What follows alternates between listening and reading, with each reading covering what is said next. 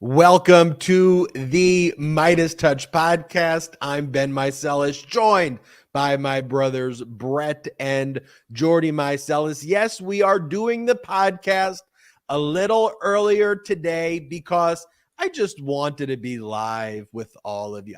I was being a little greedy. Look, Brett and Jordy could have done it at the normal hour, but I really wanted to spend this time live with you. This evening, we are going to be doing a viewing of the Killing County show that's now out on Hulu, and I'm going to be watching it with all of the families of Bakersfield. And we're watching that together at the time when we would normally be live for the Midas Touch podcast. So that is why I won't be able to be there, that I'm going to be with the families who were in the show. And those families were just so courageous. They were so brave. I mean, to me, they exemplify what America is all about because they stood together in the face of the unthinkable. You know, they lost loved ones at the hands of police shooting deaths and other police killings that were taking place and being covered up in Bakersfield. And they banded together to demand justice and to shed light on what was taking place in Bakersfield, which just so happens to be Kevin McCarthy's congressional district. And speaking of which, Congress member Jamie Raskin just moments ago gave a speech on the House floor talking about how Bakersfield has the highest crime rates, the highest homicide rates, the highest police shooting death rates in all of the country. And we'll show that video to you in a little bit.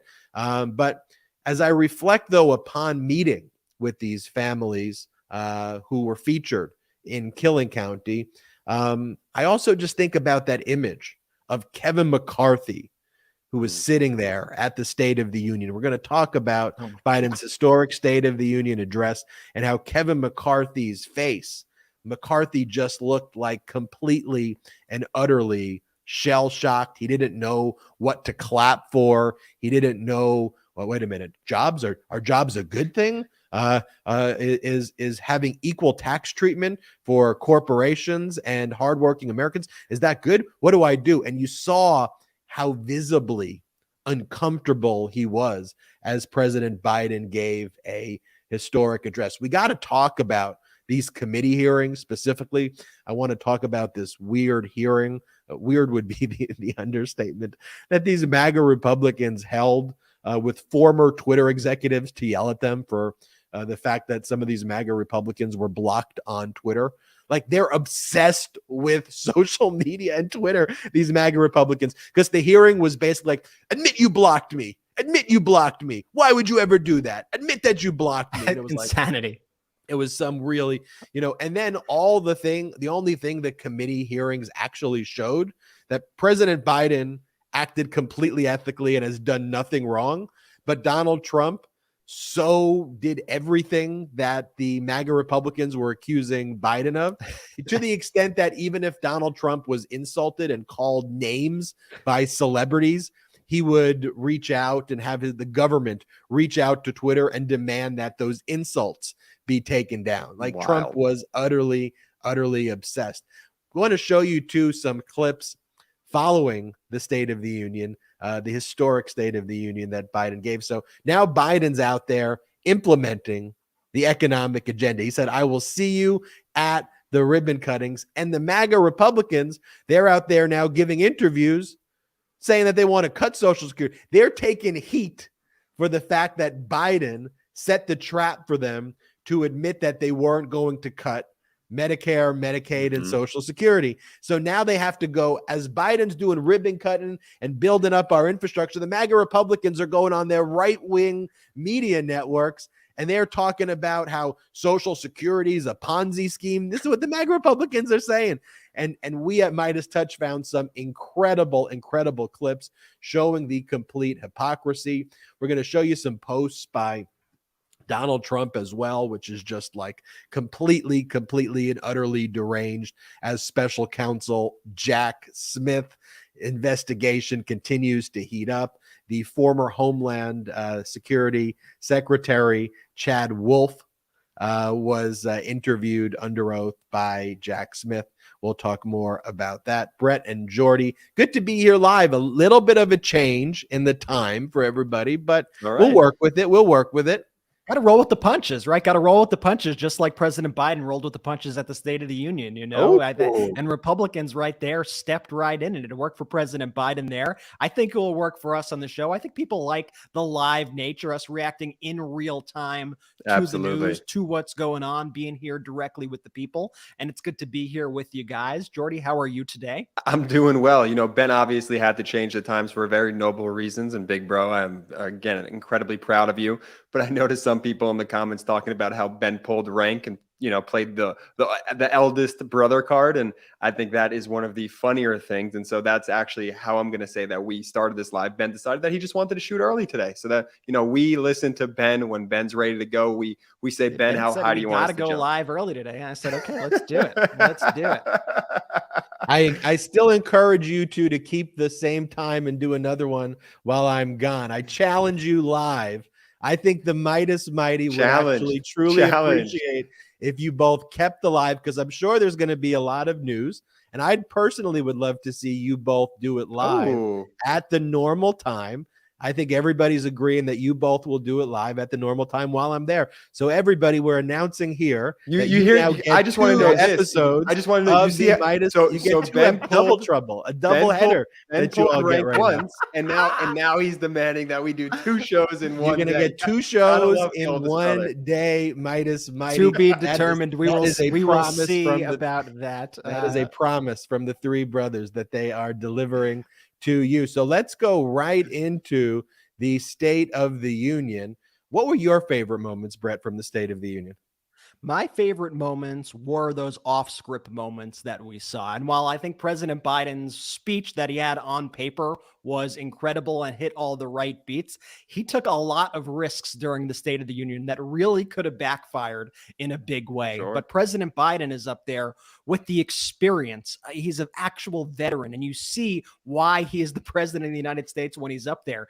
You saw a group of over 200 Republican hecklers heckling like they're in a comedy club or something, screaming, jeering. I think we all remember back to President Obama when that one Republican congressman rudely shouted, "You lie, you lie." And I think they actually did a formal repudiation of him in Congress over that moment. It led the news. It was in the news for weeks. It was like the most appalling moment that anyone has ever seen in Congress. That was after everything that President Biden said during the State of the Union. After every single line, they would scream out, "You lie," thumbs down, just the most abhorrent behavior, like animals in there. Like, it was truly, truly, truly a disgrace. And then you had the calm, competent demeanor of President Biden up there, clapping back at everything and negotiating in real time. There was that one moment about Social Security where he targeted them and he said, okay, so we're all in agreement here, right? Social Security off the table, right? No cuts, no cuts. And they had to agree in public. And they just, the nerve of the Republican Party to kind of act like they've never wanted to cut Social Security before. It's one of their main party planks. And it's been that way for decades. They've wanted to get rid of Social Security. They've wanted to privatize it. They've said it numerous times. Rick Scott, the head of the senatorial committee for Republicans, it was in his plan, as even Fox News pointed out to him. It's in the plan. It's in the plan. It's in the plan to cut these programs. And as we were watching the event, you just saw this, the acting performances. It's like, you know, the Oscar nominations are out, people. You can't get on that list. I'm sorry, Mike Lee. The Oscar nominations are already out there. And this guy acts like, oh, I'm so appalled. I cannot believe that President Biden would say such a thing, that we would want to cut Social Security and Medicare. And the second that I saw Mike Lee, I knew of the moment where he specifically said he wanted to cut it out. I know we played these clips before. I think we should probably play, though, that moment where President Biden just totally trapped Republicans on the issue of not cutting Social Security and Medicare. This was a masterful chess move that really only President Biden could accomplish here. And when I saw the heckling happening, I was like, oh, something's going down right here. And the way President Biden judoed it and flipped it around and owned the moment was one of the most impressive political maneuvers I have ever, probably the most impressive political maneuver I have ever seen. And Biden knew at the end with a smile that he crushed it. Here's the clip. Instead of making the wealthy pay their fair share, some Republicans want Medicare and Social Security to sunset. I'm not saying it's a majority. Let me give you, anybody who doubts it, contact my office. I'll give you a copy. I'll give you a copy of the proposal. That means Congress doesn't vote. Well, I'm glad to see you. No, I tell you, I enjoy conversion.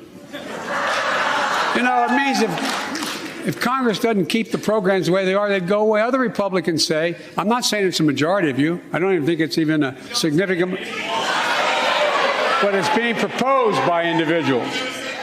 I'm not politely not naming them, but it's being proposed by some of you. Look, folks, the idea is that we're not going to be moved into being threatened to default on the debt if we don't respond.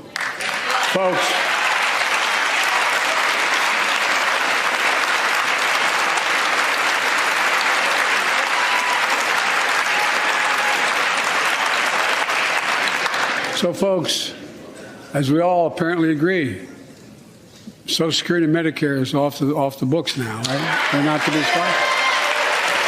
All right. I'm ready. We got unanimity.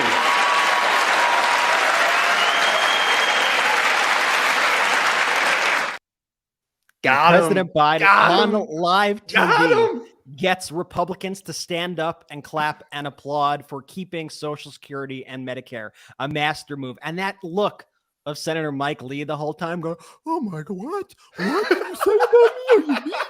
What did you? And the second I saw his face, I'm like, you little weasel, you, because I know exactly what you said, because I've seen the tape, I've seen the footage. So we here at the Midas Touch Network decided to do a little quick rapid response video that has now millions and millions of views across. This one viral on every single platform. And thanks to everybody who shared it. But for the listeners, we did a side-by-side. On the left, you're going to see it's Mike Lee with his Oscar-worthy performance. Oscar, give the man an award. And on the other side, you have Mike Lee saying in the most precise language possible how he wants to get rid of Social Security. Here is the clip. It will be my objective to phase out Social Security, to pull it up by the roots and get rid of it. Here,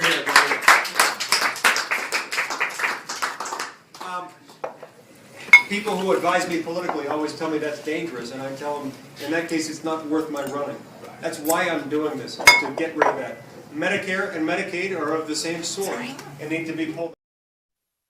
Brett, it's a quick video. It's one of the most brilliant videos that you have ever put together. It is sharp and to the point and just awesome, big bro. Because it's fun, because they're always like, I never said that. I would never say such a thing. And then it's not even like alluding to it. It's like, yeah, if Social Security were here right now, I would shoot it. I would get rid of that right now immediately. Social Security and Medicare. By the way, I'm Mike Lee and I want to get rid of. It's like, yeah, it's like, it's that comical, like how clear they are with it, and they were just stunned to see. It's funny that Rick Scott of all people was also sitting next to him at the time, and Rick Scott now is making the rounds again on TV, which is like the greatest thing for Democrats. Rick Scott is a gift to Democrats, the man who defrauded Medicare, the man who literally defrauded Medicare, who wants to get rid of Medicare and Social Security. How will he defraud it if it doesn't exist anymore? I don't know. But even today, as recently as today,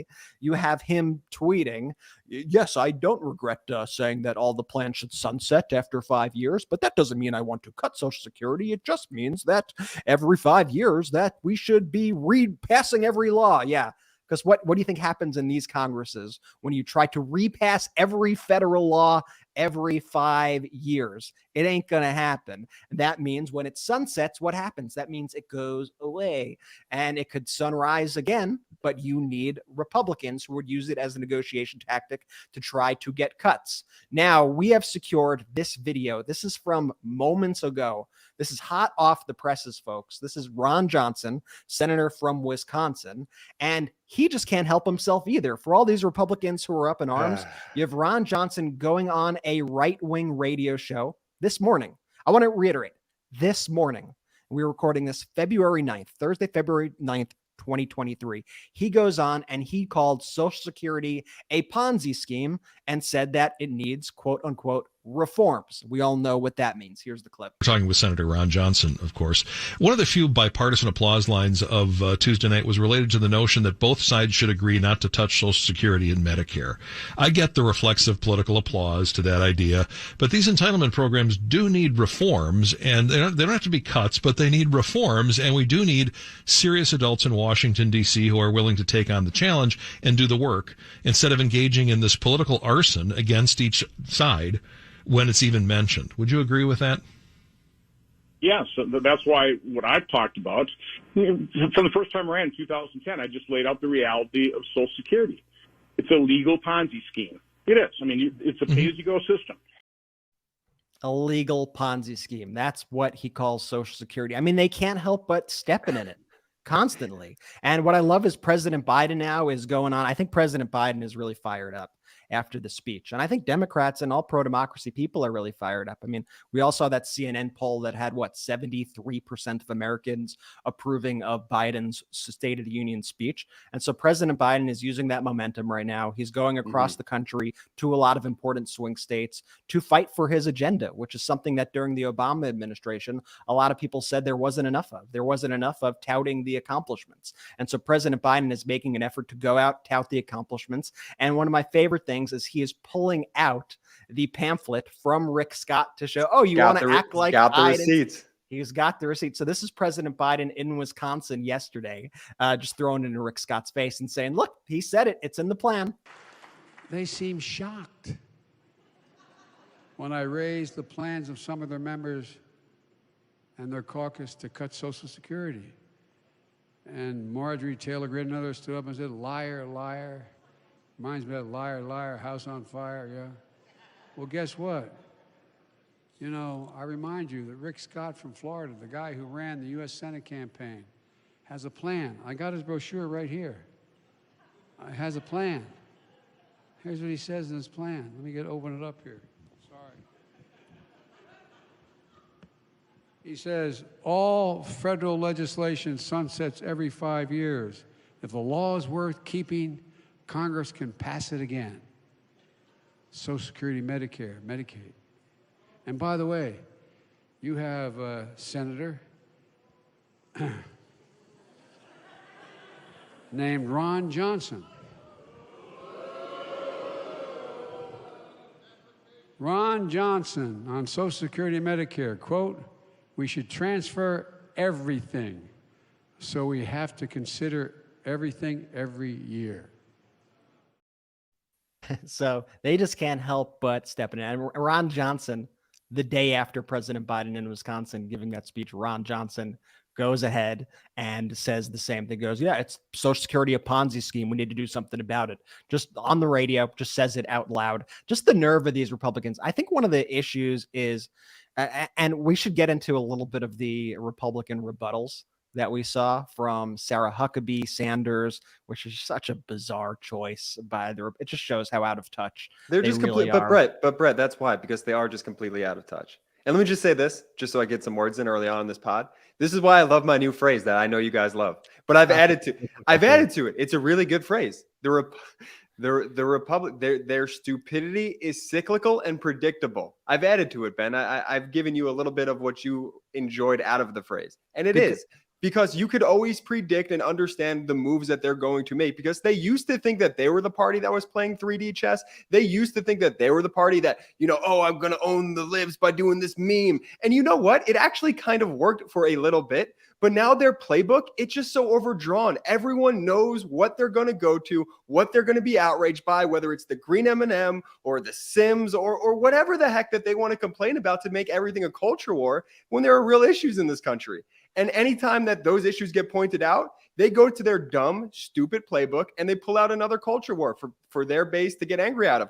The problem with that, their base shrinks day over day, as we see with these polls about Biden's, about just the Biden approval and the Democrats who are getting things done, their approval ratings in Congress right now, just because ultimately what people care about are things to get done for the Americans by and large. They don't care about the green M&M. They don't care about whatever the heck Marjorie Taylor Greene is going to complain about and bring a white balloon in. The average American does not give a shit about that. They care with how this government is going to help them in their life and help their families and make things better for them. To that point, Jordy, I spoke to a handful of non-political people, people who know that we do political things here, but which I don't really even feel like are political. And it's just normal. It's just normal. Yeah. But I spoke to people who watched Biden's speech, and the takeaway time after time that I kept hearing was like, oh, he was just like talking about like issues that people care about, and they really liked kind of the quips he made about Kevin McCarthy and about bipartisanship and working with the other side.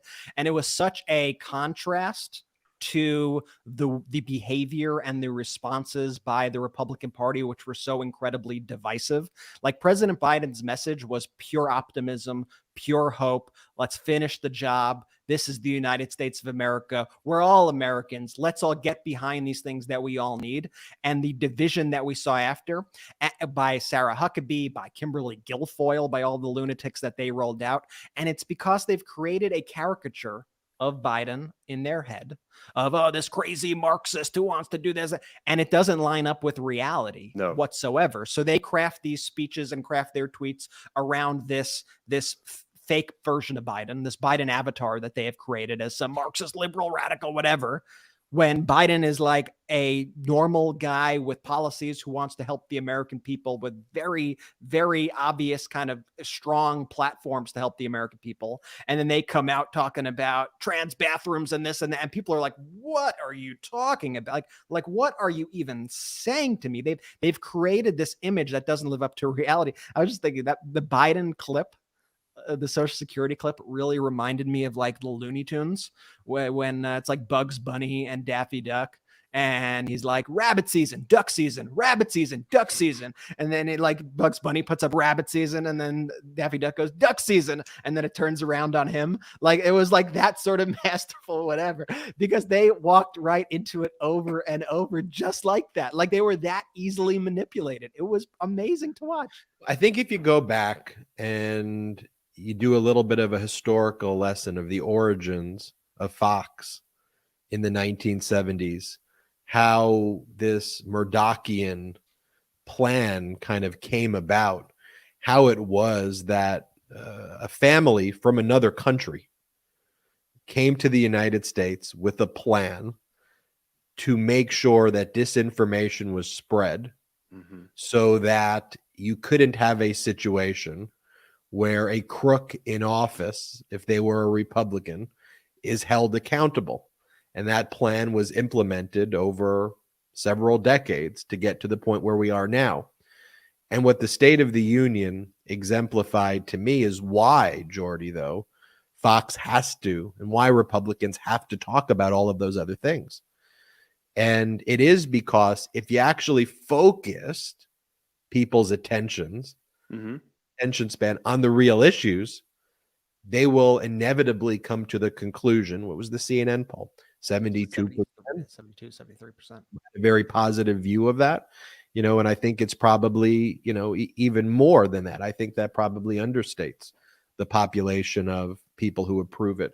And so what you have to really work hard to, if you're the right wing, where your objective is just power for the sake of power, creating this oligarchical class, destroying democracy so that you could have an authoritarian regime, But why do that? Because ultimately it's still about the money. They view the system that Putin has, where he can handpick his stooges, and people like Matt Gaetz go, I'm an idiot.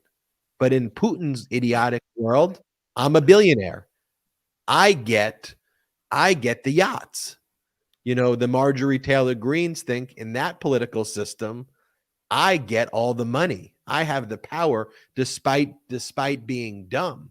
And this democratic system, this democracy that we have here in the United States, this meritocracy that we have in the United States is very problematic for these individuals. So they have to distract you with all of these things. They have to go green M&M, because it's just like waving their woke this, woke that.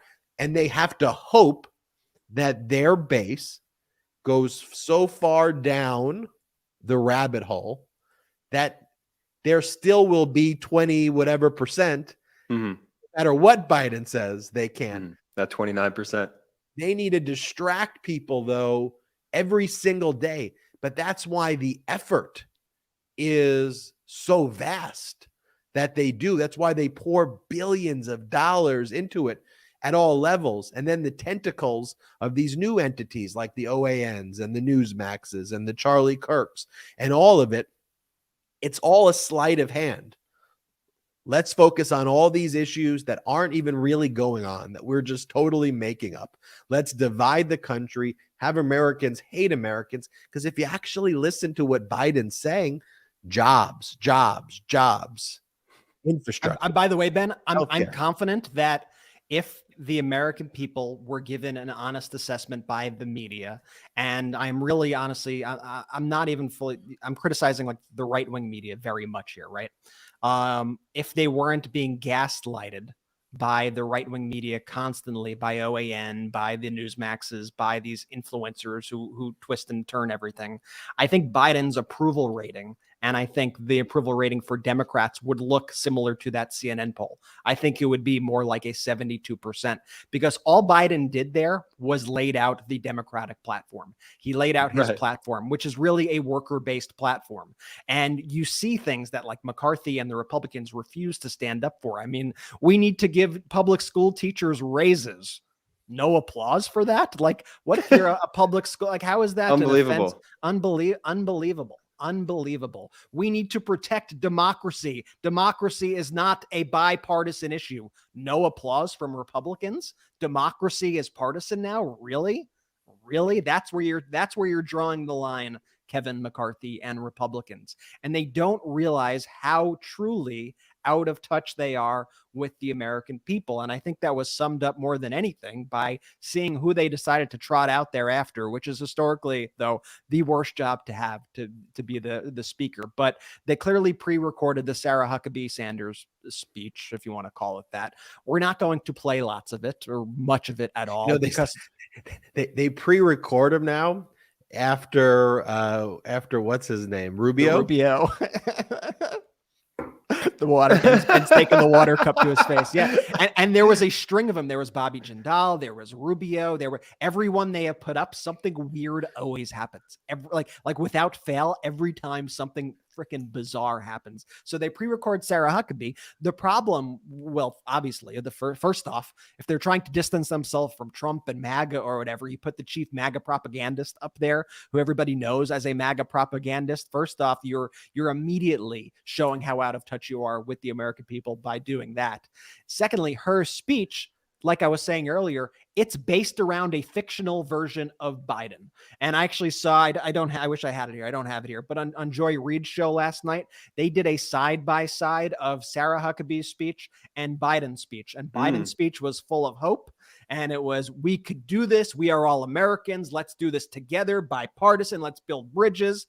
And then they'd cut to Sarah Huckabee's speech, who would go, the radical left Democrats want you dead.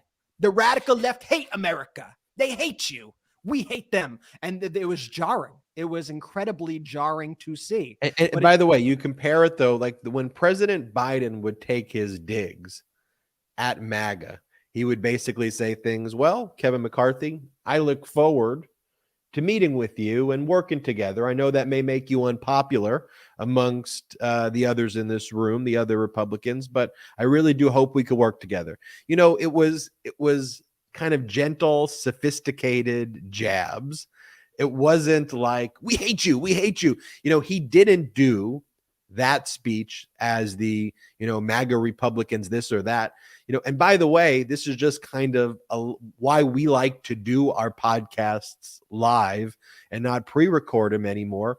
When she wrote her rebuttal to a different speech that was not given. Such a good point. Yeah. And oftentimes, going back to my days as a trial lawyer, you would see maybe one of the lawyers on the other side, they wrote their closing argument or whatever, or they wrote their, or they wrote their response, without listening to what was actually being said. So you're speaking to the jury, and the jury's like, what was that?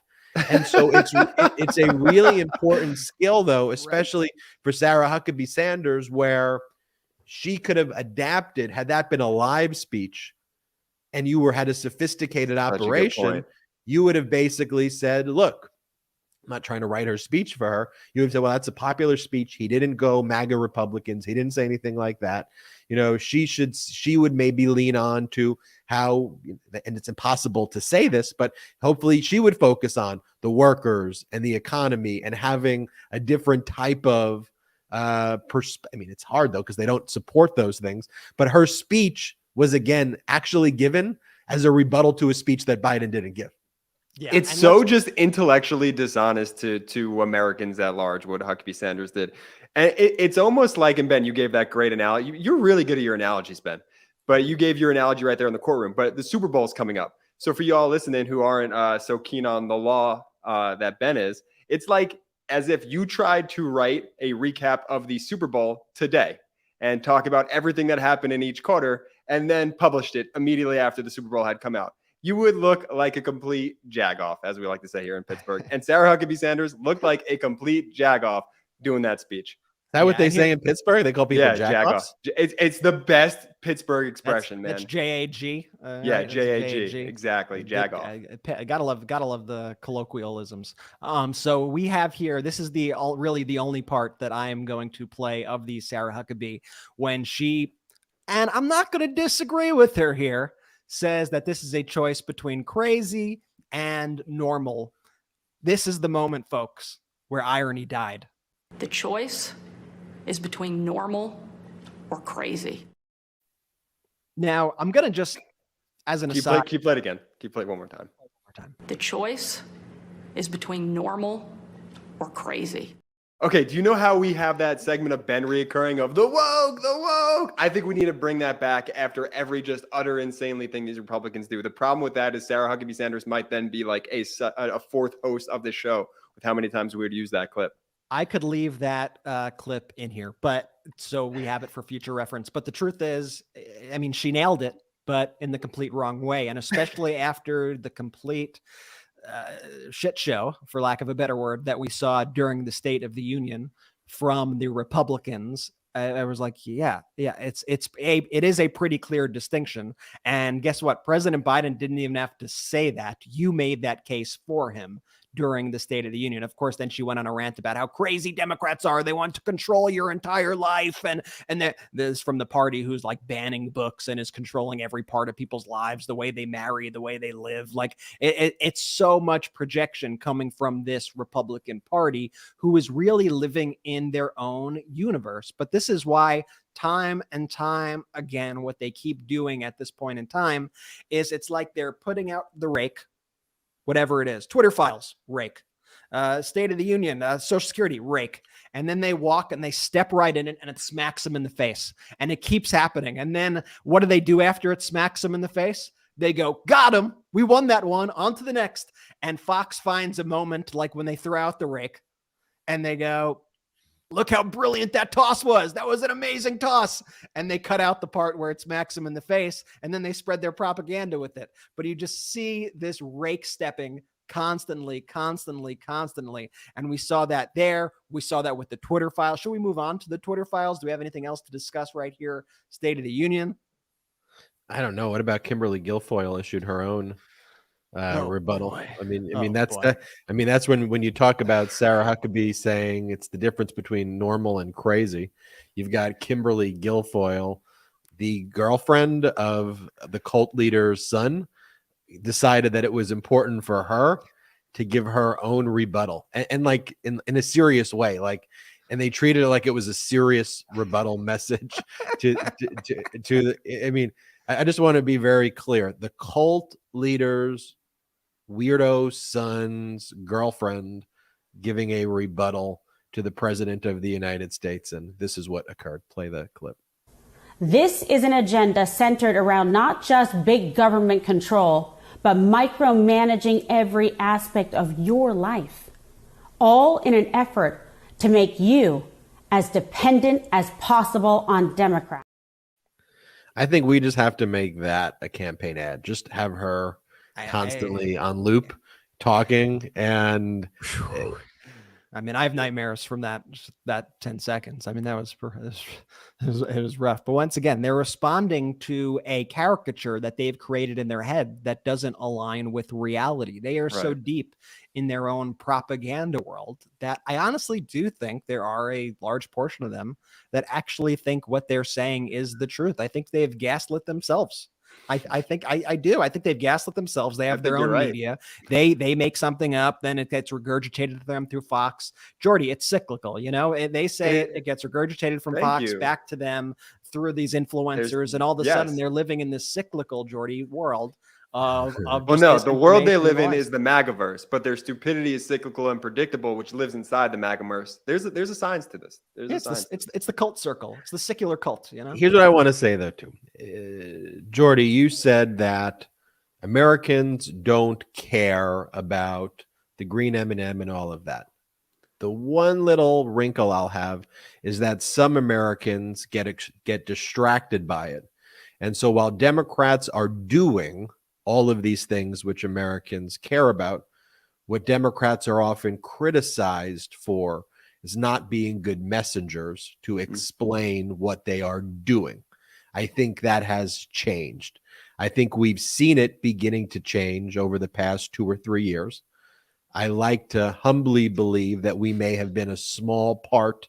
I was going to say, was there an organization that started in the past 2 or 3 years that could have helped a change in the way people message? Or I want to believe potentially that even if we played a small part in showing how you can message these things, that is something that I would be proud of. But regardless of taking credit or not taking credit, I'm glad that it's happening now in very meaningful ways. And I think that's also part of Hakeem Jeffries' leadership and his style as a communicator to modern audiences.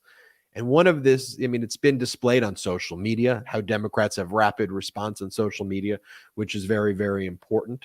On, traditional media, I think Democrats have been very strong. They don't mince their words. They call fascists now. They call traitors traitors. They call them MAGA Republicans. They call them weird. It sounds like a Midas show sometimes. I mean, though, it's the obvious thing, though, is the thing. And I think that's our benefit of not being in the politics world, where we weren't like, oh, yeah, let's talk about these conservatives who, we weren't trained. Our brains weren't trained that way. And so, like, Jordy, you were like, that video of Mike Lee was so brilliant, right? I mean, the guy said he hates Social Security and wants to pull it up by the roots and get rid of it. Is it real? At the end of the day, like, I'm glad I did, like, we put that video together, but is it that brilliant to realize that the guy who's shouting and making a mockery of the scene and making a scene at the moment is the same guy who said he wants to pull Social Security up by the roots and get rid of it? That you could put those two things together? Like, to me, I'm like, that's the first thing I thought of. Well, it's brilliant. It's brilliant for this, Brett. It's brilliant because it's the truth, and I believe the truth, in essence, is a brilliant thing that people actually crave. And the issue, the simplicity, that video doesn't exist in any sort of capacity unless you put that together. There's no quote unquote legacy media that has that side by side that you found that we put out there on the Midas Network. It's just that just goes on to be nothing. That Mike Lee moment, he gets to win that moment. But no, we're not going to let that slide, Ben. And that brings us to the hearings that Republicans called. There's one that's taking place now. Their subcommittee on the weaponization of the Department of Justice. The one yesterday was the one on Twitter where they called former Twitter executives, and they, in both of these, are trying to platform in a very performative way the conspiracy theories that they spread on 4chan and wherever they, Rumble and Whatever it is they use, whatever it is that they're using. And then for the MAGA Republicans, they're like, this is great. We get to now showcase this in these hearings. A few problems. Number one, they're idiots. Like actual idiots. Like they're not intelligent people. And so they have to then communicate these views in the committees, and you see these, like, they believe they're having these Perry Mason moments, these MAGA Republicans, but they're not even stringing together a sentence in English. Like, and I'm like, what are you even saying? I genuinely have no clue what it is that you meant. And then they'll use the hearing, and you'll have Lauren Boebert, who just sits there on a hearing where she's trying to expose, this is what they're claiming it is, how a weaponized government influenced the behavior of Twitter. And she'll make these faces and she'll say things like, so you banned me, didn't you, Yoel Roth? You banned me. You did it. Admit that it was you. You know what? You know who I'm going to do? I'm going to call Elon, and I'm going to make Elon do what I tell him to do. Okay, on a hearing about the weaponization, she's admitting to the weaponization and just whining that her account was blocked. But then the Democrats can ask their questions at the committee. So the Democrats ask, so can you tell us why she was temporarily banned? Yes, like she received 35 notices for spreading COVID disinformation and saying COVID isn't real and saying all of these things. And after numerous times saying, please stop doing that, we finally had to suspend the account because this is actually what our policy is for everybody. And then it turns out that, in fact, Twitter changed its policies, not the Democrats, but in order to appease Donald Trump, because Donald Trump violated their policies so much that he would have been banned years before he actually got banned for all of the hate that he spread. It just was per se violations and repeated violations of their policy. But then rather than ban him, the Twitter public safety people, or the top people, actually overruled the public safety people and said, no, we're going to make exceptions and we're going to change the rules, not for Democrats, but because of these MAGA Republicans who masquerade and pretend they're conservative, but aren't, act like that's a legitimate political view when it's a basement-dwelling fascist shithead conspiracy theory. It's not a conservative principle. Our conservative principles are we deny elections. Our conservative principles is that we don't believe that pandemics are real. Our conservative principles are that we want to make sure that the United States defaults on its... Okay, those aren't conservative things. You don't just get to say you're a conservative and the media then perpetuates the narrative. Like, y'all are fascist. You're all traitors. The stuff that you're saying would get anybody banned because it's completely very dangerous information, vile racism. It's very, very, very disgusting stuff. That's a fire Ben ran right there. That's what I'm doing over here. Fire Ben ran. I feel the heat off that. And you have Marjorie Taylor Greene doubling down on her theories, going, why did you ban me? I had the experts saying that ivermectin, everyone shouldn't take ivermectin, and you wouldn't let me spread. Yeah, because you were what you were saying was going to harm people, and they are so invested in their own gaslighting that they don't realize that. And they trotted out these Twitter executives to just berate them, yell at them, and worst of all, threaten them with prison time, which is one of the weirdest things that I have ever seen at a congressional hearing. I mean, you really see the fascist nature of these Republicans when you see them speak to these executives and actually threaten them. And what you have to realize is that the Weaponization Committee is actually the perfect name for this committee, because this committee is the government being weaponized to attack its political enemies. This is the government weaponizing to attack DOJ, to attack the FBI, to attack the former Twitter employees. They are using the full weight of the United States government to attack people, to threaten them with jail time as if we were Russia. And it is disgusting, and it is against everything that our government stands for. I want to find this moment of, this is Representative Clay Higgins threatening the Twitter employees with prison time, just so you get a sense of what I'm saying. This is really creepy, weird, fascist behavior right here by Republican Clay Higgins. You, ladies and gentlemen, interfered with the United States of America 2020 presidential election, knowingly and willingly. That's the bad news. It's going to get worse, because this is the investigation part. Later comes the arrest part. Your attorneys are familiar with that.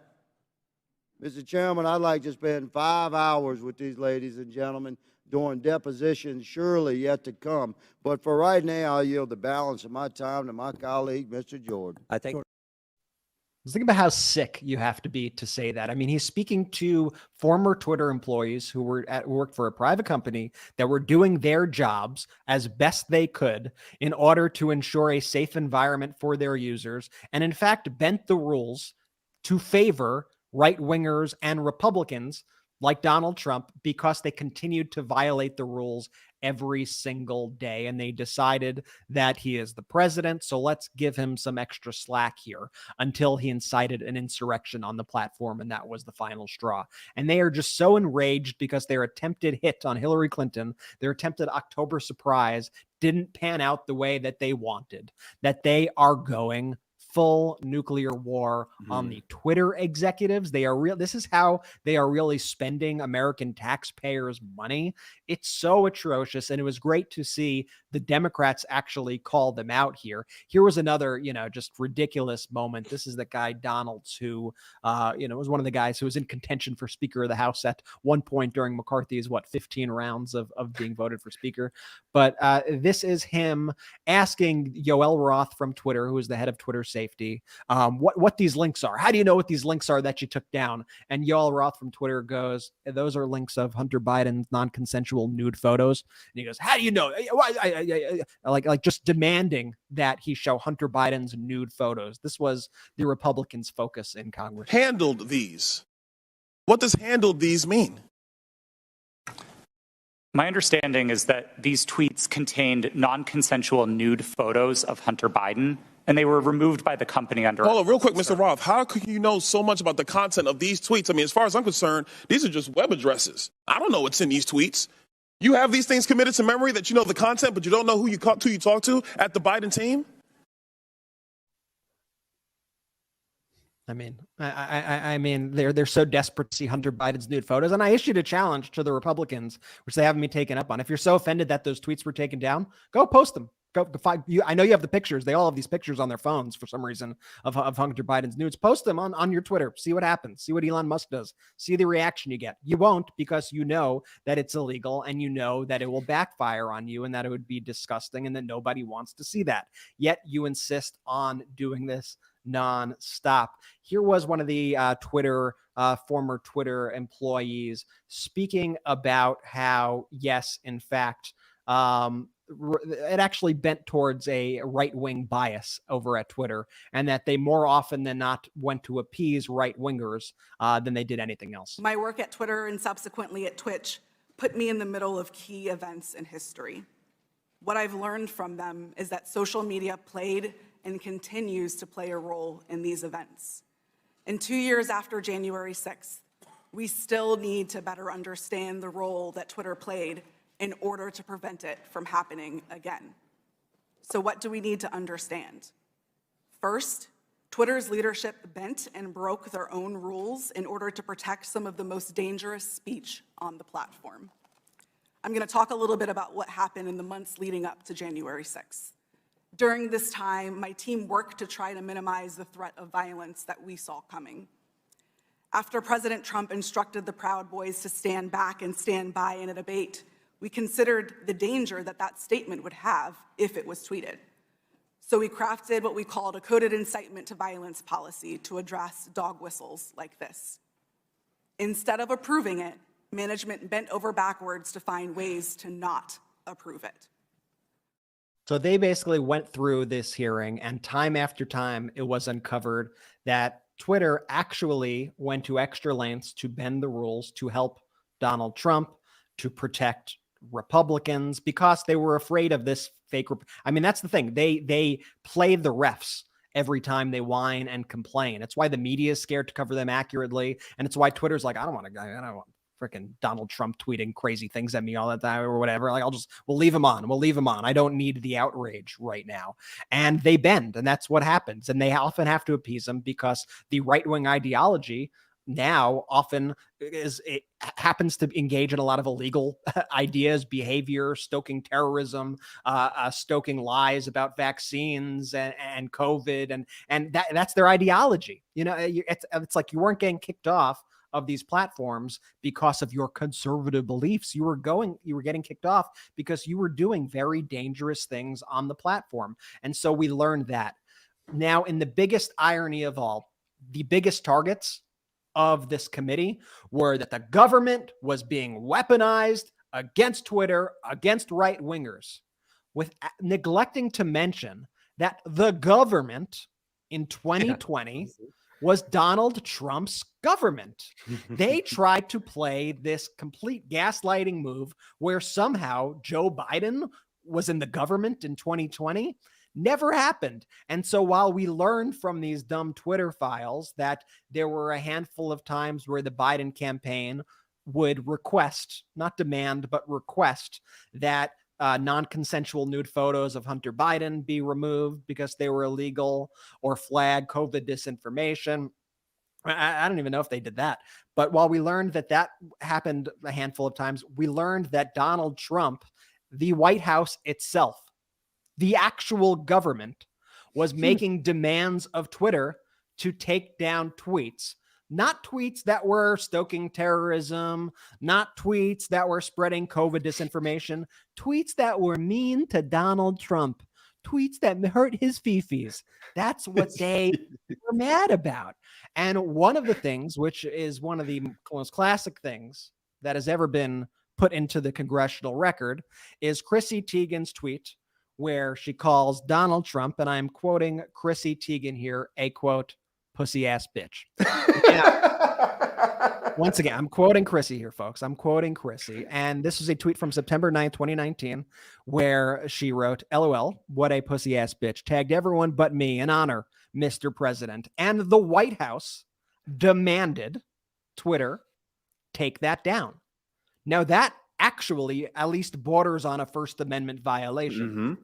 There's nothing more First Amendment than calling the president a pussy ass bitch.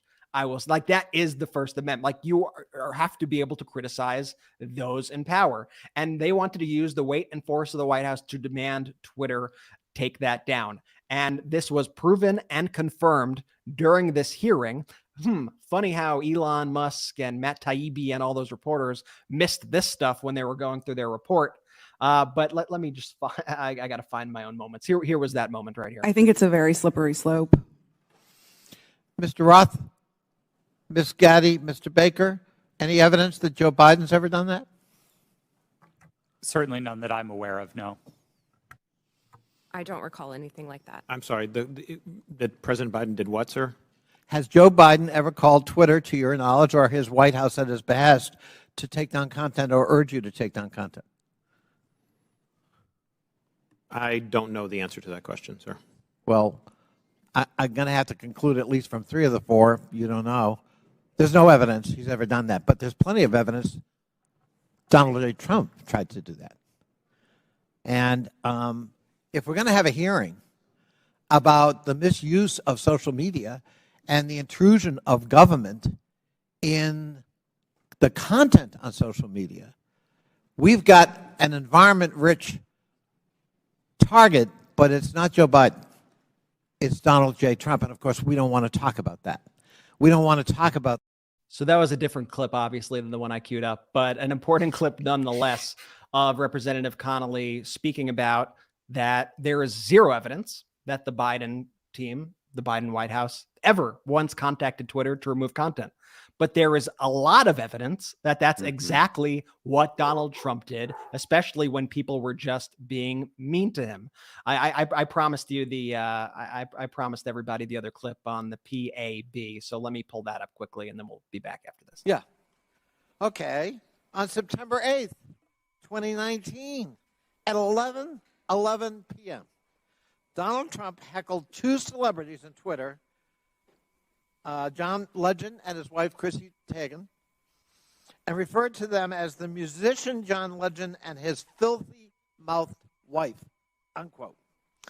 Ms. Teigen responded to that email at 12:17 a.m., and according to notes from a conversation with you, Ms. Navarro's counsel, your counsel, the White House almost immediately thereafter contacted Twitter to demand the tweet be taken down. Is that accurate? Thank you for the question. In my role, I was not responsible for receiving any sort of request from the government. However, what I was privy to was my supervisors letting us know that we had received something along those lines or something of a request. In that particular instance, I do remember hearing that we had received a request from the White House to make sure that we evaluated this tweet and that they wanted it to come down because it was a derogatory statement directed towards the president. They wanted it to come down. They made that request. To my recollection, yes. I thought that was an inappropriate action by a government official, let alone the White House. But it wasn't Joe Biden about his son's laptop. It was Donald Trump because he didn't like what Chrissy Teigen had to say about him. Is that correct? Yes, that is correct. My. My. I love everything about this clip. I love that guy's voice. I love his delivery. The line of questioning was brilliant. I could watch that clip over and over and over again, and I have. And I just want to say this real quick. I love how the Democrats in this committee handled and stepped up to the moment, because this could have very well just been the Republicans running crazy and just, getting their, 5 minutes of fame for them trying to have their big time moment, their gotcha moment that they could clip off and put on the Newsmaxes or the OANs or the Fox News or whatever. But the Democrats said, no. We have real questions that we could actually get to the bottom of too.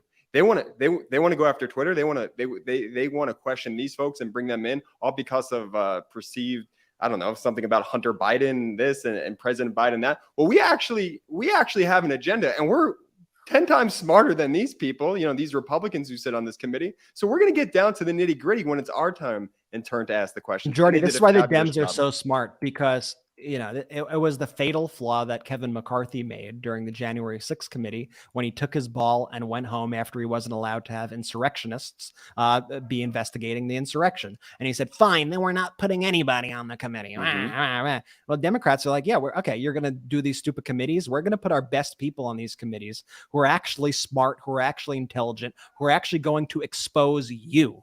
How about that? So Congressman Connolly, Democrat, he just got his master's of public administration from Harvard's Kennedy School of Government in 1979. He worked with the United States Committee on Foreign Relations from 79 to 1989 and helped direct U.S. policy in El Salvador, Israel, the Persian Gulf region. From 89 to 97, he was vice president of the Washington office of SRI International and director of community relations for the Science Application and International Corporation. He was on the Fairfax County Board of Supervisors, and so has a long history in government and a great background. Look at Jamie Raskin. Jamie Raskin, Harvard lawyer, Harvard undergrad. And here's the thing, though, too, because whether you're Harvard this or Harvard that, it doesn't really matter so much, though, as what I like about these Democrats, though, is that remember when all the MAGA Republicans refused to appear in front of the committees and dodge subpoenas, and we would talk about on the Midas Touch Network how they would file all of these appeals, and one of the common things we would talk about is so-and-so congressman or so-and-so senator, who's always a Republican, filed this with the district court, then this with the Court of Appeals, and then filed an emergency injunction, and then filed with the Supreme Court. Try to do all of these things to block their testimony. The Democrats, when these MAGA Republicans are holding these weaponization bullshit hearings, the Democrats are like, put me in, coach. I'm in. I'm ready to go. I want to testify. I want to testify. Because you would think on the January 6th investigation, if the MAGA Republicans were truthful, they would be just as excited to testify as Democrats are on these hearings, right? It's a no-brainer. Why? If you thought the election was stolen, Kevin McCarthy, if you believe that Hugo Chavez came back to life and secret beams came in, algorithmic beams came from Italy and then Dominion, why wouldn't you? And by the way, you have immunity based on what you say on the House floor. So it's not like you're going to be sued for defamation, because you have immunity under the Constitution. So why don't you just show up? We showed the clip last week of Maxine Waters. She testified before the Rules Committee and talked about, what are you talking about? Donald Trump loves Kim Jong-un, Vladimir Putin, and President Xi. He says he loves them. She went, and so she testified. And Jamie Raskin on the weaponization, he just showed up. This is happening right now. This is why we like to do it live. Yes. Huckabee, is that we could talk about it. So Raskin shows up, and Raskin's smart because these Democrats are smart people. I want smart leaders who are looking out for the interest of our country. And he goes to Jim Jordan and calls Jim Jordan out. But just the fact that Raskin shows up, testifies, ask me any questions. Let's go. You want to talk about democracy? I'm not running. He wasn't even subpoenaed. The Democrats are lining up to testify before these stupid hearings that are being run by the MAGA Republicans. Here, play this clip. This just happened right now. Jamie Raskin. It's all about restoring Donald Trump, the twice impeached former president, to the office he lost by 7 million votes in 2020 and tried to steal back in a political coup and violent insurrection against our constitutional order on January 6, 2021. You disagree? Well, please don't take my word for it. As our chairman might say, just listen to what Chairman Jordan himself had to say 6 months ago at the Conservative Political Action Conference in Dallas, where he was predicting GOP victory in the 22 elections and promising that oversight of Hunter Biden's laptop and the claim that the federal government is treating moms and dads, like the ones in this room, like terrorists, would be the centerpiece of the GOP's work in the House when they got it back into power. Relaxing with a friendly interviewer, Chairman Jordan gave the game away entirely. Quote, all those things need to be investigated just so you have the truth, he said. Plus, that will help frame up the 2024 race when I hope and I think President Trump is going to run, and we need to make sure that he wins. We need to make sure that he wins. This call to arms for the 2024 presidential election was met with wild applause from the CPAC audience. I urge every member of this subcommittee to go and watch the interview. It's a great country. So all those things need to be investigated just so you have the truth. Plus, that will help frame up the 2024 race when I hope and I think President Trump is going to run again, and we need to make sure that he wins. Okay, so we really... Let's just frame that too. He's at a CPAC convention where they had the "We Are All Domestic Terrorists" was the banner that was above them. You can't see it there, but it says, "We are all domestic terrorists." The person questioning him is Matt Schlapp, who runs CPAC, who has just been sued for sexually assaulting a Republican campaign staffer. So it makes sense for Jim Jordan to be alongside him, is what you're saying. Herschel Walker, yeah. Two peas in a pod. Jim Jordan, who covered up sexual assault by a wrestling coach at Ohio State University. I mean, then you compare that to Congressmember Connolly. You compare that to Jamie Raskin. Pick your team. What is it? Pick your fighter. I'm going to take the people who have a track record of success versus the individual who's being investigated by the Department of Justice for sex trafficking minors and raping a minor, an individual who covered up sexual assault and abuse at Ohio State University for a wrestling coach, the individual who's running the CPAC organization who was just sued for sexually molesting a Republican male staffer. Should I continue to go? I mean, those are the different. Have you seen, by the way? I'll keep going on then. Should I support the lady who's walking around holding a white balloon, apparently, which is matching her ensemble that she decided to wear, that evening, who's walking the halls while she spreads conspiracy theories each and every day, who harasses and stalks the survivors of school shootings? Should we support the people who wear AR-15 pins and who take their American flag pins and throw it on the ground? Should we be supporting an individual who's lied about everything in his life and who stole GoFundMe money from a homeless, disabled veteran, lying to the public that they were raising money for the veteran's dog, Sapphire, and killed the dog? I mean, by the way, if I were to point out every Republican, and this is one point of kind of somewhat disagreement that I had with Cohen on the show,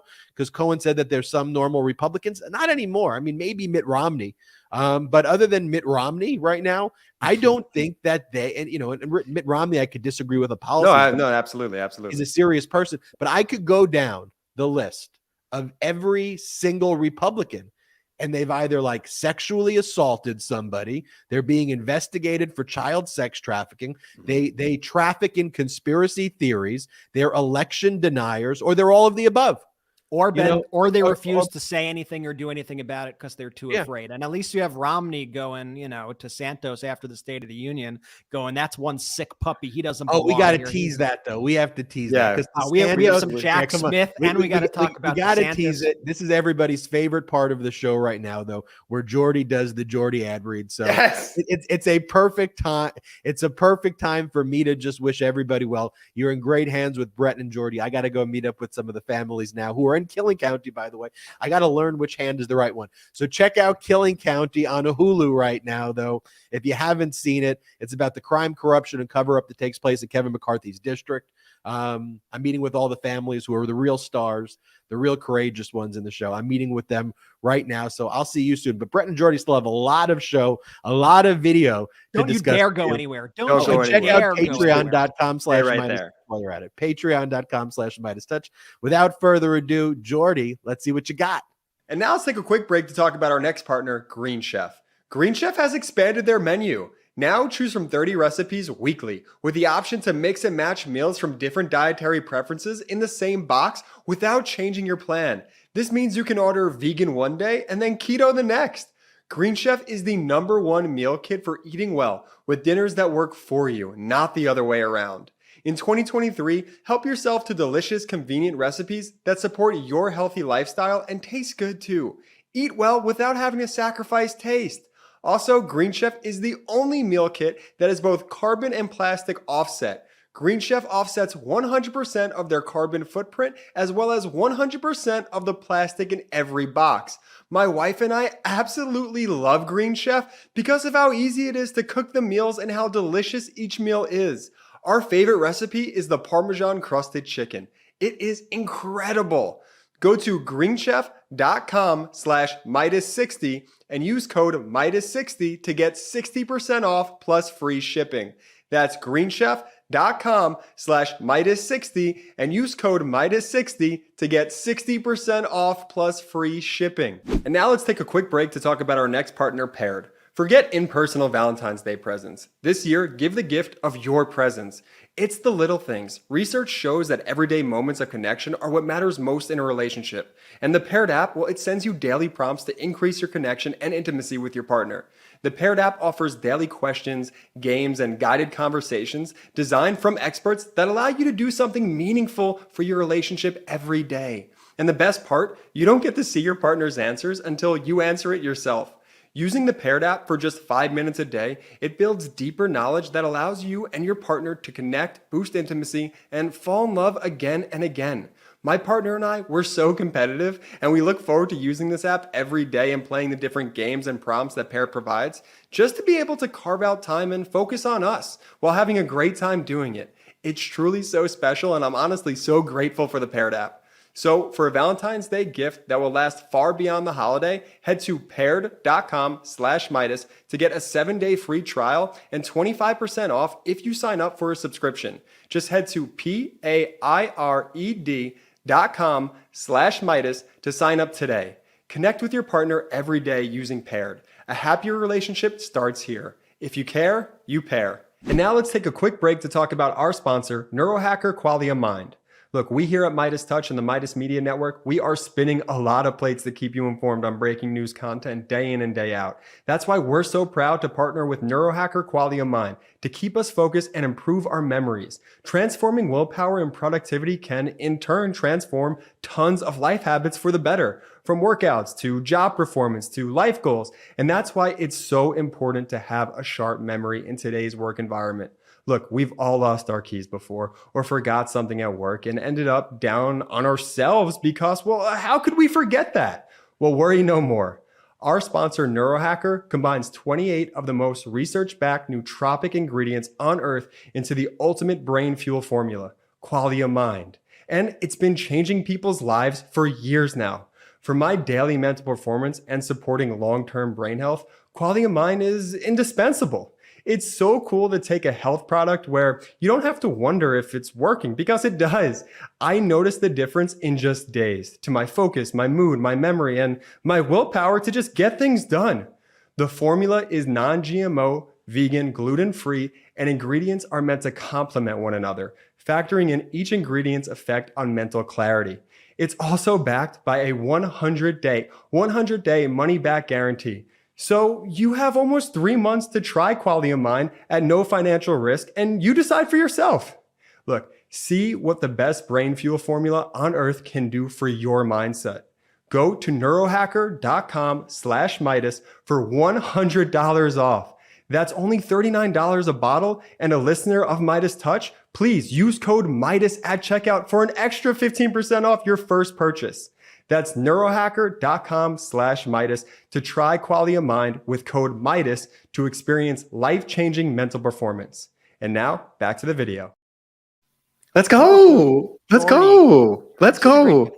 I love that now that everyone is like, just demands it. We need more. We need more. And So those are about 60 seconds, maybe a little bit over, yeah. But I mean, it probably takes me about 15 to 30 minutes to actually do a good read that I'm comfortable you with. put a lot of effort into it, and I love it. I want to thank everybody out there who supports the great Seriously, sponsors thank you. who help our show and who listen to the ads, because it really does help tremendously. We're so grateful for everybody who pitches in and helps support this pro-democracy media. So, Jordy, we got a lot to speak about. We got a little bit of Jack Smith. We got a little bit of Ron DeSantis Trump feud, but I think we should just touch on a little bit, though, talking about the end of that hearing and a little bit why, like, the Twitter hearings even happened.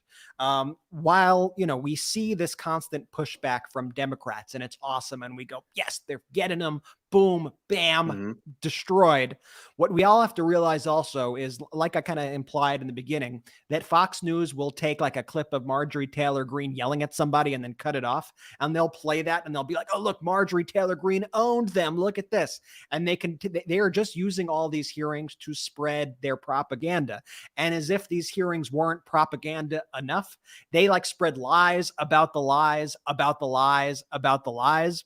And one of the moments, like one of the odd moments that happened yesterday, is as Republicans were getting absolutely annihilated out there, just completely being outplayed, the power went out in Congress. Like the power shut off. And never put it past the Republicans to little sus there, Brett. Little sus. Theory. Yeah, well, Republicans thought it was sus too, but they had a different take on it. So here was Lauren Boebert, who did her tweet about Twitter being down. Twitter goes down right after we have our hearing with the worst of the Twitter 1.0 crew. Might just be a coincidence, but that's surely a huge coincidence. It's like, dude, you run Congress. Like, the Republican Party runs Congress. What do you think happened here? If anything did happen nefarious, it's probably by the people who are running Congress, who are operating the cameras, who are running the business. But it's just such a ridiculous thing to look for a conspiracy theory in everything. I saw Twitter also went down yesterday, and everyone was like, "Oh, what a coincidence!" And Instagram, everything kind of went down yesterday, but Twitter went down, and so the conspiracy theorists were back up, and they were like, "Twitter's down. I guess they don't work there anymore. Elon Musk runs it now. Remember. Thank you. Everything is a conspiracy theory with them, and remember, they all take their orders and directives from Jordy, Brett, Donald Trump. They all take their orders and directives from Donald Trump. Always, it's all to just. I just say I hate. Like, I knew it was Trump, but I hate when you do that to me and put me on the spot like there, because if I say anything other than the correct answer, I am shamed, humiliated, teased for the next 2.5 weeks. Please don't do that. I can't stand when you guys do that to me. That's so funny. Well, here was Donald Trump's take on the hearing, which is just so absurd and traitorous. And here's what he goes: "Congratulations to Congressman James Comer, Clay Higgins, Pat Fallon, and all the great Republican patriots on the House Oversight Committee. What an important and incredible job you are doing. The sleazebags that rigged and stole the 2020 presidential election are being ripped apart. Hope the lamestream media is covering the historic event."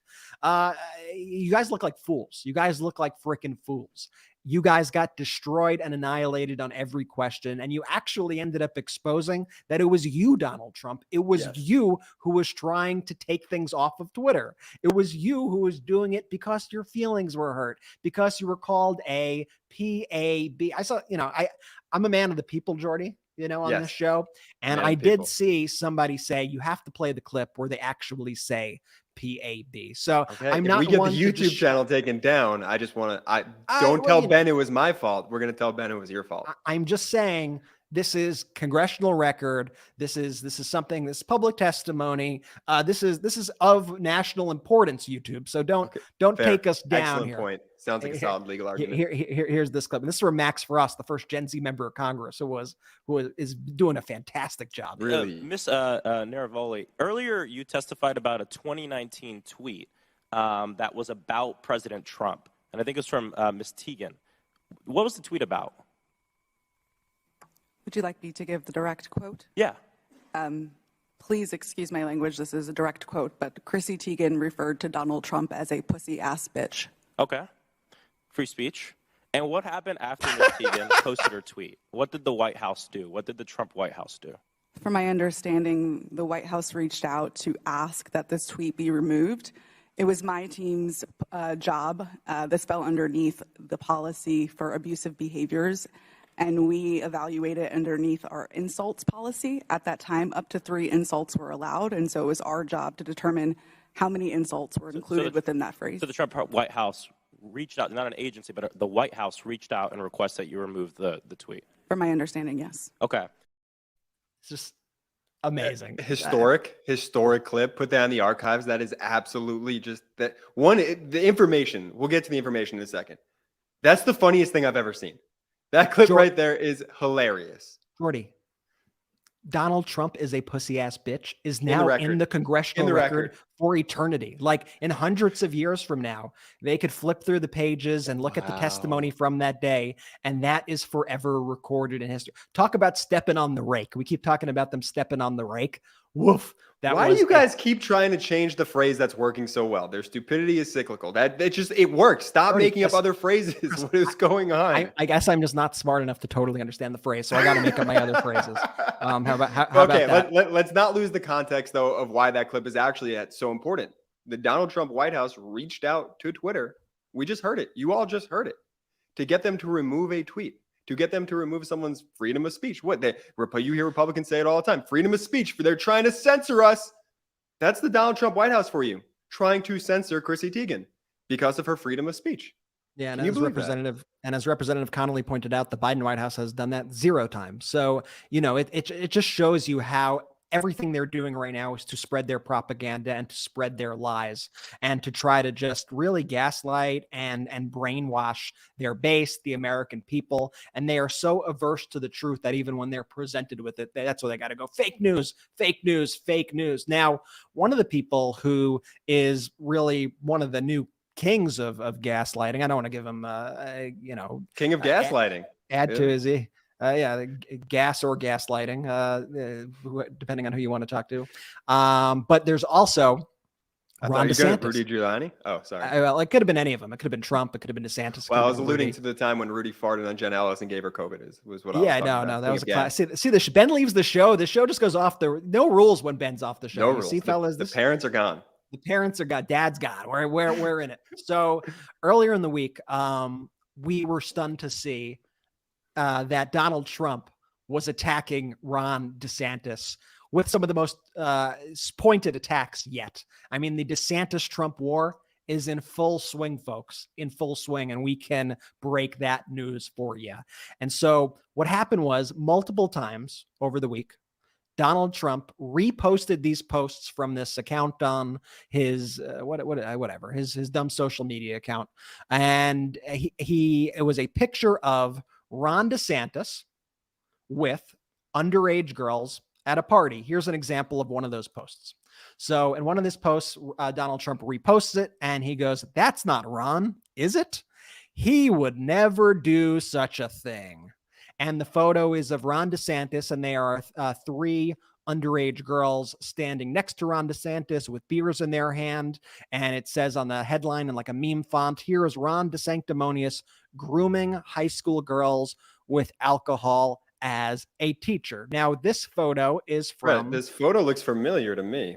It does, doesn't it? Because this photo is from when Ron DeSantis was, I think he was a 23-year-old teacher at the Darlington School, a private high school. Ron DeSantis was a teacher where he was known to party with his underage students and drink alcohol with them. Now, why do I know these facts? Why would I possibly know? It's because... Why? Because Midas Touch is actually the one who broke the story. And Donald Trump apparently follows the Midas Touch reporting and follows the Midas Touch Twitter feed because that photo is from us. It's from Midas Touch. And here is the original post that we posted back in October of 2021. Talk about playing the long game, Jordy, where we posted this exclusive Ron DeSantis partied with underage girls at drinking parties while teaching at a Georgia school, with a link to an article that explained in more details. So that picture came from us in October 21, somehow made its way to Donald Trump now, and Donald Trump used it to roll out one of his most vicious attacks against Ron DeSantis, basically calling Ron DeSantis a pedo. Is what he was doing here. It is a shot across the bow. It is a very forceful attack from him. And now there is a MAGA civil war that is erupting as a result of it, where you see online, you see the DeSantis people yelling at the Trump people. You see the Trump people yelling at the DeSantis people. And what also karma for the guy, Ron DeSantis, who calls everyone a groomer. Groomer that, groomer. That's his whole thing. Is governing. He doesn't govern. The insurance rates are skyrocketing. The housing costs are skyrocketing. They can't recover from the last storms in Florida because he refuses. He can't do the job. He can't do. What does he do? Groomer. And now Donald Trump's flipping the groomer thing on him, and he gets to see how it is. And Ron DeSantis is not very pleased about it. Ron DeSantis was asked about this, and he had a stern retort to Donald Trump and seemed visibly incredibly angry at the question, incredibly angry at Donald Trump's attack. And to know that we here at the Midas Touch Network are stoking this beautiful division, this beautiful between Ron DeSantis and Donald Trump, it warms my heart, folks. And I am just thrilled to have it. So here's Ron DeSantis responding to our photo of him that Donald Trump posted of him hanging out with underage girls as a teacher. Here is that clip. True Social directed at you. Some were insinuating that you... So here's what I would say about all that. I get you guys want the controversy. How would your proposed legislation against defamation address those posts that could be considered damaging? Well, if you think when we did the defamation panel yesterday, I made the point, look, I have a platform. It's different for me because I can fight back, and people just know I face defamatory stuff every single day I've been governor. That's just the nature of it. But I have a platform to fight back. A lot of these other people that are more little, they don't necessarily have a platform to fight back. And so in terms of our reforms, I really want to empower them more so than people that occupy high positions like me. It just goes with the territory. You got to have a thick skin. It's also just practically speaking, I would not take time out of being governor to be fighting lawsuits. It's just not practical in terms of what we're doing. And I'd also just say this. I spend my time delivering results for the people of Florida and fighting against Joe Biden. That's how I spend my time.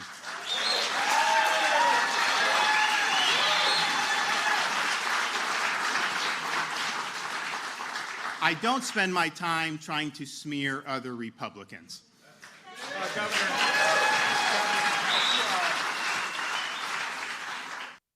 Ron's pretty upset about that. Let me tell you how I know he's mad about that. Yeah. What DeSantis does, and it's a tell of his that I've noticed.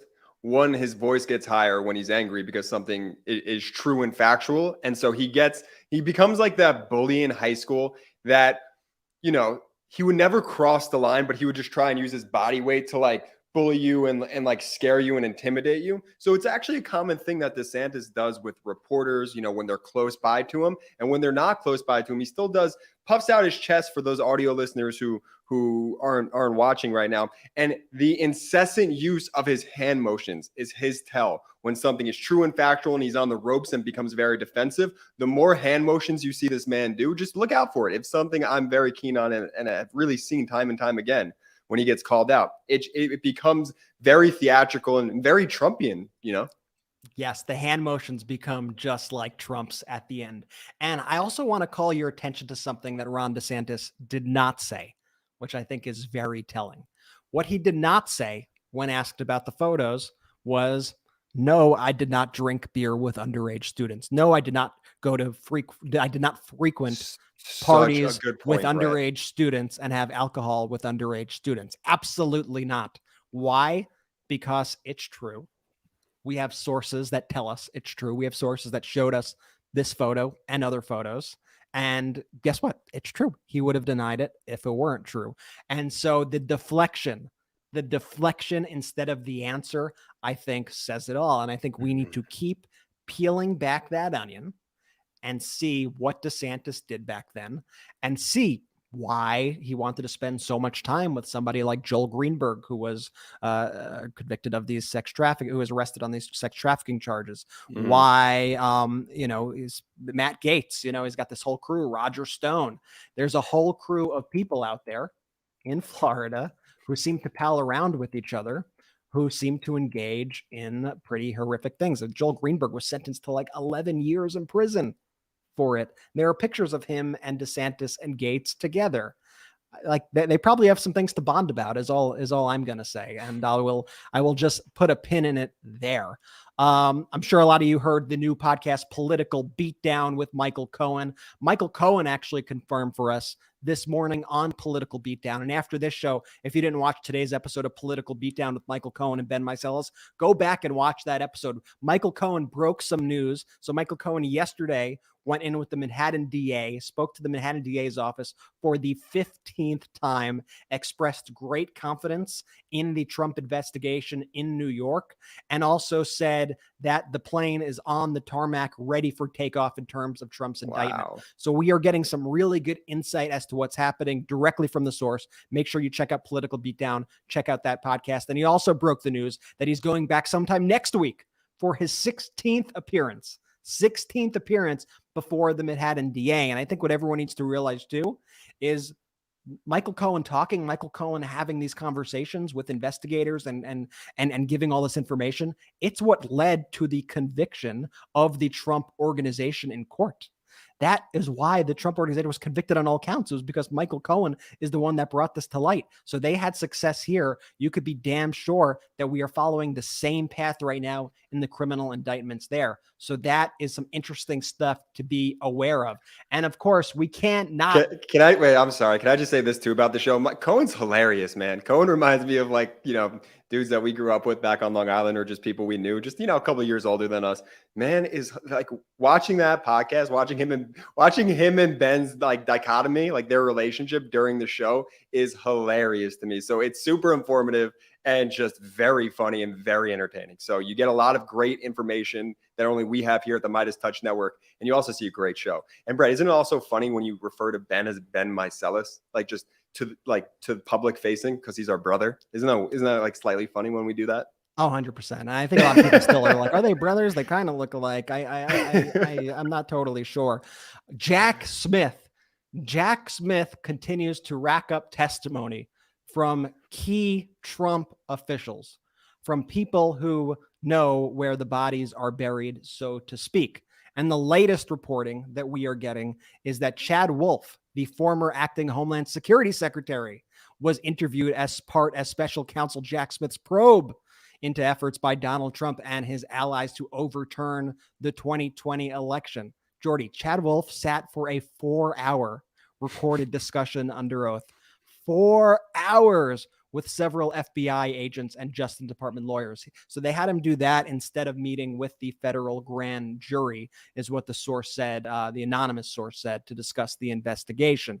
Now, Chad Wolf, you guys will know Chad. He was the acting Homeland Security Secretary, one of the most horrible people like on the planet, but somebody who was very close to Trump, very close to the operations, very close to like the police state that Donald Trump wanted to create for this country.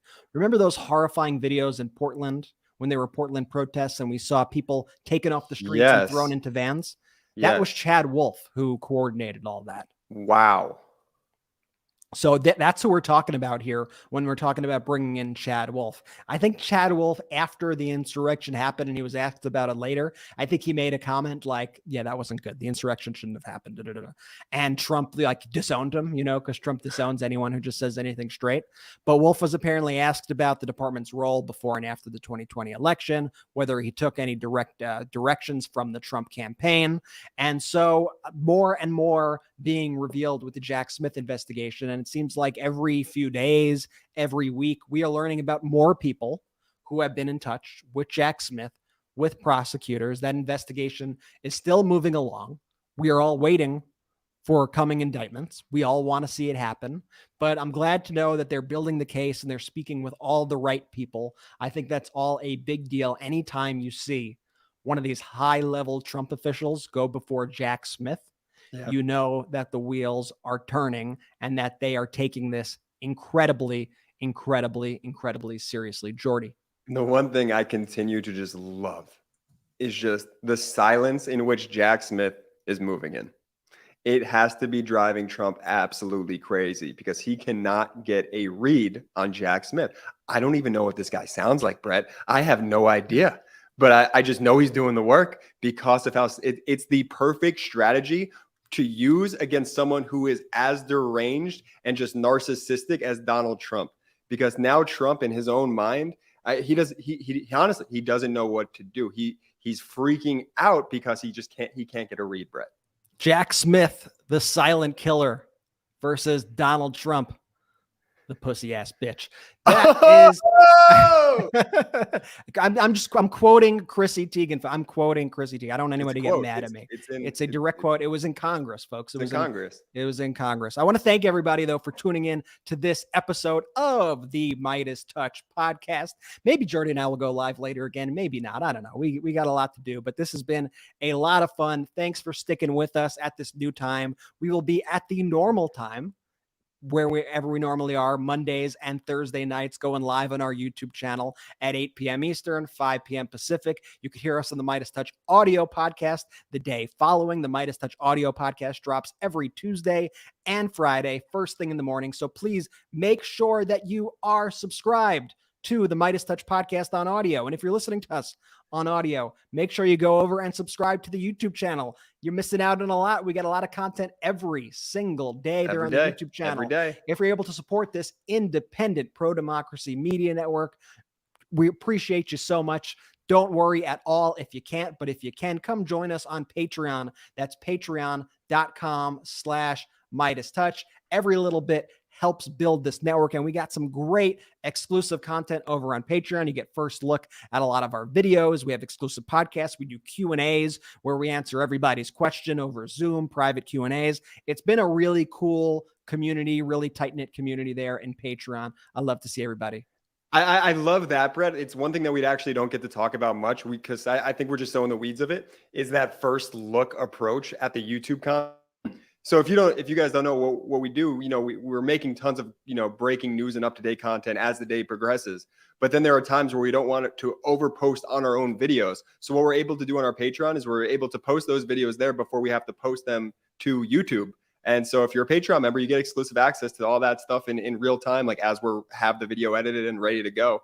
So definitely check that out. And then plus we're going to be doing another patron Zoom. I think we spent over 3 hours with the Midas Mighty community the last time we did it. And we just can't wait to do it again. So patreon.com/MidasTouch. Again, no worry if you can't, but there's tons of different tiers where you can join if you're able to. And it just helps support the network and helps keep on growing this and spreading just the unapologetically pro-democracy truth that we all know and love. Yeah, and I want to thank everybody who has joined and who has supported. Make sure to check out Ben's new show, Killing County, on Hulu.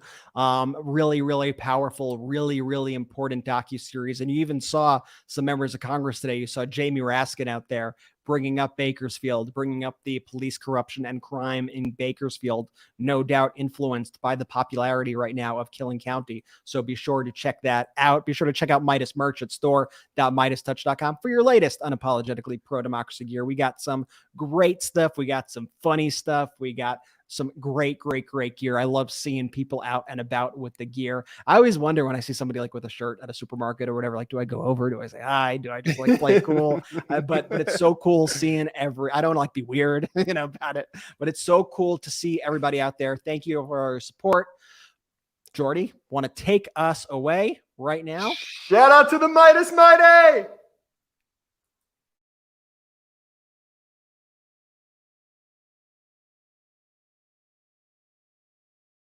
The best part of waking up? MAGA tears in my cup.